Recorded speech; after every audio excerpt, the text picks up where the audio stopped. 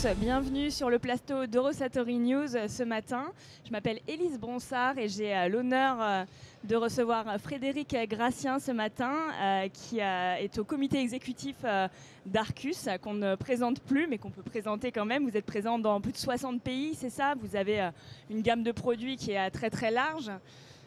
Oui, c'est ça. Oui, Arcus est un constructeur de matériel terrestre pour la défense, un constructeur national, donc français, et on exporte dans plus de 60 pays, soit des plateformes véhicules ou des systèmes d'armes, des tourelles téléopérées. Voilà. Et alors, aujourd'hui au plateau, cette semaine sur Eurosatory, vous présentez des nouveautés, pas moins de 3 je crois, hein, c'est ça, 2 prototypes et une nouveauté, c'est une belle performance. Notamment, il y a une plateforme qui est assez intéressante qui s'appelle Mavericks. Est-ce que vous pouvez nous en parler un petit peu? Oui, bien sûr. On présente beaucoup de nouveautés, mais effectivement, il y a 2 nouvelles plateformes et puis une nouvelle business unit. Mavericks est un véhicule blindé, 4x4 de 18 tonnes de poids total en charge, qui vient combler en fait un trou qu'Arcus avait dans sa gamme. Et c'est un produit qui est destiné en fait au transport de troupes, mais également à l'appui-feu. Il peut embarquer 10 personnes, hein, c'est ça? C'est ça, oui. Alors c'est un véhicule qui amène 2 différenciants importants aujourd'hui sur le marché et par rapport à ses concurrents. C'est en particulier le niveau de protection contre les menaces mines et balistiques, puisqu'on a un très très haut niveau qui est aujourd'hui encore pas atteint dans cette classe de véhicules-là. Et puis une capacité d'appui-feu avec la possibilité d'emmener un armement de moyen calibre jusqu'à 30 mm. D'accord, une petite tourelle, c'est ça? Oui, aujourd'hui on le présente avec une tourelle de 25, mais il peut également accueillir un calibre supérieur. D'accord. Ça répond aux nouveaux enjeux des champs de bataille contemporains? Oui, absolument. Donc déjà la protection des combattants, c'est notre premier critère. La survivabilité. La survivabilité. C'est important. Et puis des caractéristiques, je dirais, qui font un peu l'identité d'Arcus, c'est-à-dire une extrême mobilité, et l'apport de nouveautés dans la vie à bord, avec une ergonomie qui a été très travaillée, et puis une sécurité d'emploi qui est de tout premier rang. C'est vraiment un matériel qui peut adresser toutes les armées de l'OTAN. D'accord. Mavericks. Voilà. Ok. Et alors vous avez aussi un autre prototype, vous vous en lancez dans votre premier robot, Drailer, c'est ça? Absolument, absolument. La robotique terrestre, c'est un élément essentiel et une composante qui va venir enrichir, je dirais, les troupes terrestres dans les années à venir, puisque vous le savez, à l'horizon 2040, il est quand même prévu d'avoir beaucoup moins, voire plus du tout de combattants sur les théâtres. Là encore, c'est la survivabilité qui est l'enjeu clé. Absolument, c'est la vie de nos concitoyens. Bien sûr. Et Arcus travaille sur la robotique depuis maintenant 8 ans, mais on n'avait pas encore présenté de plateforme. On avait robotisé des produits comme le PVP, on a robotisé notre démonstrateur Scarabée, mais là, pour la première fois, on présente une véritable plateforme Arcus 4x4. C'est un porteur d'environ 1,5 tonne à 2 tonnes qui peut emmener jusqu'à 700 kg de matériel. Il est téléopérable jusqu'à 2 km, hein, c'est ça? Absolument, absolument. Je vois que vous êtes bien renseigné. Écoutez, il est téléopérable jusqu'à 2 km, donc au-delà de ce qu'on appelle la vue directe. D'accord. Et c'est plus qu'une simple téléopération, c'est ce qu'on appelle une téléopération assistée, dans la mesure où on a intégré déjà quelques briques d'intelligence artificielle qui lui permet à la fois de faire de l'arrêt sur obstacle et de juger de situations complexes. D'accord. Oui, il s'agit d'aider aussi l'infanterie sur le terrain à prendre les bonnes décisions sans avoir trop à réfléchir, baisser la charge cognitive des opérateurs. Donc c'est un produit qui est vraiment destiné à l'appui du combattant.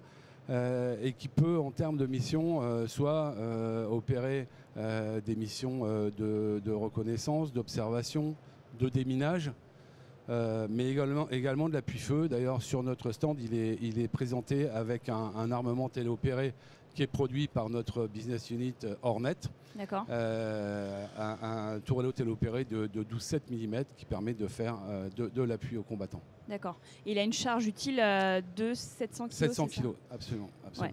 Bon, voilà, donc si vous voulez plus de caractéristiques techniques, bien sûr, vous pourrez aller voir tout ça sur le stand Arcus. Vous avez une autre nouveauté qui est plutôt dans un autre domaine, c'est la business unit. Est-ce que vous pouvez nous raconter un petit peu de quoi il s'agit? Oui, alors Arcus a compris que de plus en plus, il fallait faire un pas vers nos clients de manière à les aider à développer leur propre système de combat.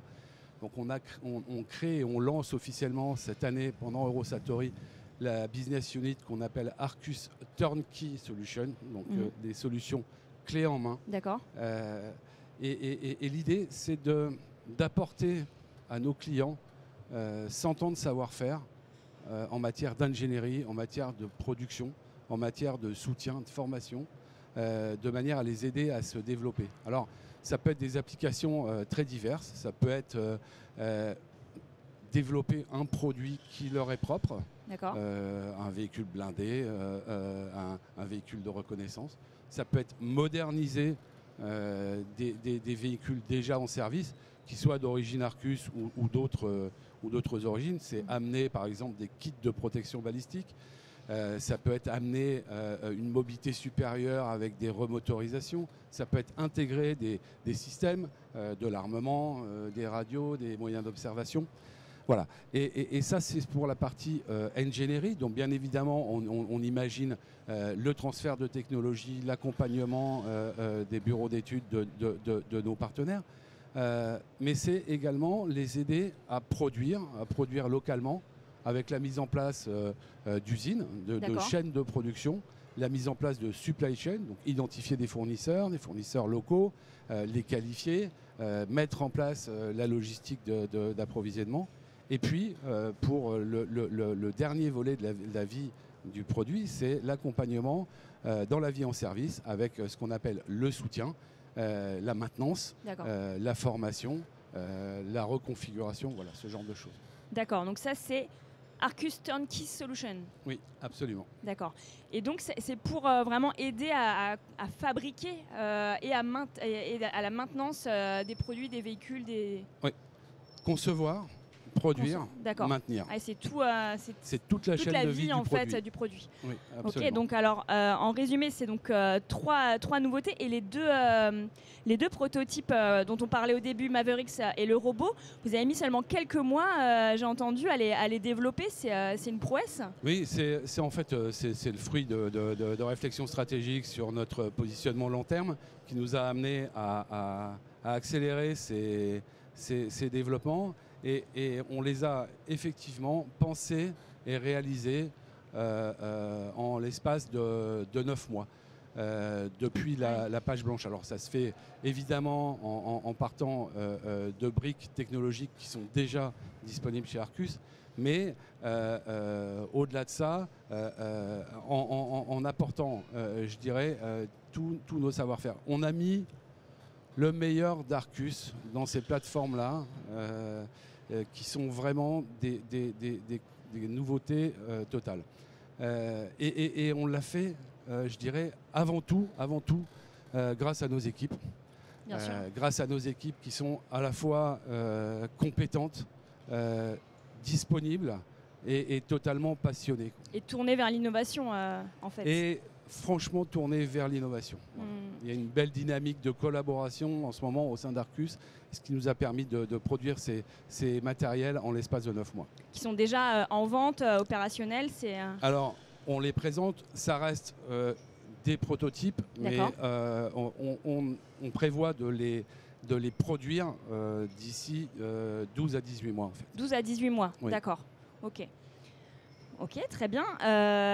Alors, si vous voulez aller les voir, j'imagine qu'ils sont bien en évidence sur votre stand, qui est au 5A, le F127, si je ne me trompe pas. Mais bon, vous êtes assez incontournable, je pense qu'on ne peut pas vous rater dans le hall 5.